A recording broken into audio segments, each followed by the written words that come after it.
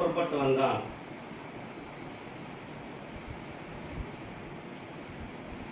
சகல ஜனங்களே மனம் திரும்புங்கள், பரலோக ராஜ்யம் சமீபத்திருக்கிறது.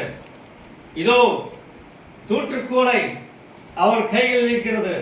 அவர் தமது களத்தை நன்றாக விளக்கி கோதுமையை களஞ்சியத்தில் சேர்ப்பார். பதரையோ அவியாத அக்கினியில் சுட்டரிப்பார். சகல பள்ளங்களும் மலைகளும் குன்றுகளும் சமமாகட்டும், கோணலானவைகள் நேராகட்டும். அப்பொழுது போர் சேவர்கள் அவனை நோக்கி, ஐயரே, நாங்கள் என்ன செய்ய வேண்டும்? உங்களிடத்தில் 2 துணிகள் இருந்தால் ஒன்று இல்லாதவனுக்கு கொடுங்கள், அப்பொழுது உங்களுக்கு பரலோகத்தில் மிகுதியாக காணப்படும்.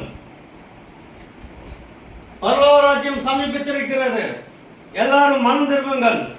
இதோ கர்த்தருக்கு வழியை ஆயத்தப்படுத்துங்கள். அவருடைய பாதரட்சை அழிப்பதற்கு நான் தகுதியுள்ளவன் அல்ல. தேவனுடைய ராஜ்யம் உங்கள் பக்கத்தில் வந்திருக்கிறது. அப்பொழுது போர் சேவகன் அவரை நோக்கி, ஐயரே, நாங்கள் என்ன செய்ய வேண்டும்? வருவனிடத்தில் குற்றம் சாட்டாமலும் உங்கள் சம்பளமே உங்களுக்கு போதும் என்று நினையுங்கள். வருவனிடத்தில் அநியாயமாய் வட்டி வாங்காமல் இருங்கள். நீங்கள் உண்ணும் உணவில் மற்றவர்களுக்கு பகிர்ந்து கொடுங்கள். இதுவே தேவனுக்கு பிரியமான உகந்த வாசனை.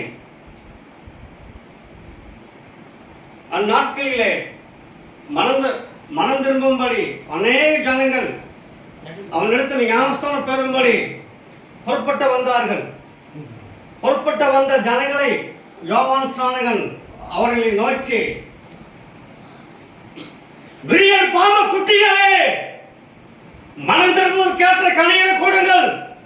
ஆபிரகாம் எங்கள் தகப்பன் என்று உங்களுக்குள்ள சொல்லிக்கொள்ள நினையாதீர்கள். தேவன் இந்த கல்லுகளினாலே ஆபிரகாமுக்கு பிள்ளைகள் உண்டு பண்ண வல்லவராக இருக்கிறார். இப்பொழுது கோடாலையானது மரங்களின் வேரருகே வைக்கப்பட்டிருக்கிறது. நல்ல கனி கொள்ளாத மரங்கள் எல்லாம் வெட்டுண்டு அக்னியிலே போடப்படும். ஆமென், ஆமென். Thanks for watching. Drop a like, leave a comment, and don't forget to subscribe to watch more videos like this.